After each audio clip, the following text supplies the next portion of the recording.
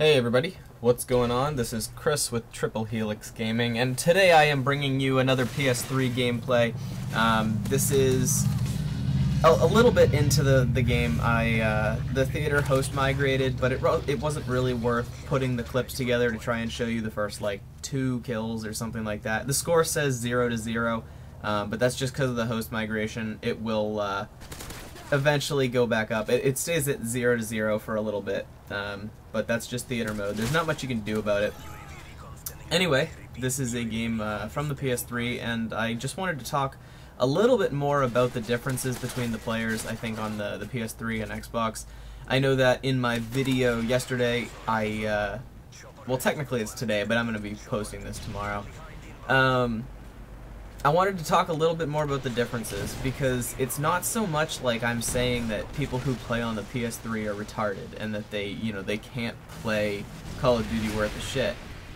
It's kind of a little constituency where people on the PS3 were raised on the PS2, whereas people on the Xbox are, they're there for their reason, people on the PS3 are there for their reason. And so, yeah, here's the distinction. People on the Xbox, I think the reason that the Xbox caught on, because, what was the most popular game back when, shooters were becoming a popular thing? That was Halo. I've never been much of a Halo person. In fact, I've only ever played Halo 3, and that was, barely playing it at all. I was like rank 4. So I'm not a Halo guy by any means. But Halo was exclusive to the Xbox console. And the thing about Halo being exclusive to the Xbox, that meant that if you wanted to play it with all of your friends who probably had it because of how popular it was, you needed to get an Xbox, and that kind of brought all of the people who wanted to play shooter games to the Xbox console and away from their PlayStations. I mean, I remember buying my first Call of Duty game. I bought Call of Duty World at War Final Fronts, which was a single-player only Call of Duty game for the PS2. And I didn't like it because I was raised on the PlayStation. I was raised on PS2, me and my brother playing, Tony Hawk's Pro Skater and Ratchet and Clank and Jak and Daxter, and, that's kind of what the PlayStation players have their background in.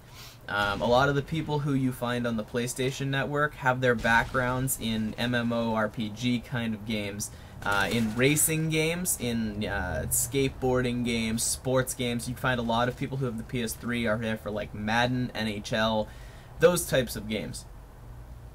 The people on the Xbox are primarily there for shooters, and that's because of Halo. Dead Man's Hand. Now that the score is not 0-0, I want you guys to look at the scoreboard. It is 1,400 to 300 right now.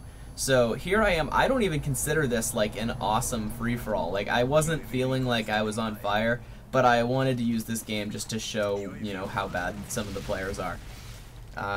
But yeah, so the difference lies in what types of games were originally for the consoles, and I think that people on the PlayStation 3 are usually there for sports games, racing games, and super intense graphics. I think the PS3 is used more as like a Blu-ray player and that sort of thing.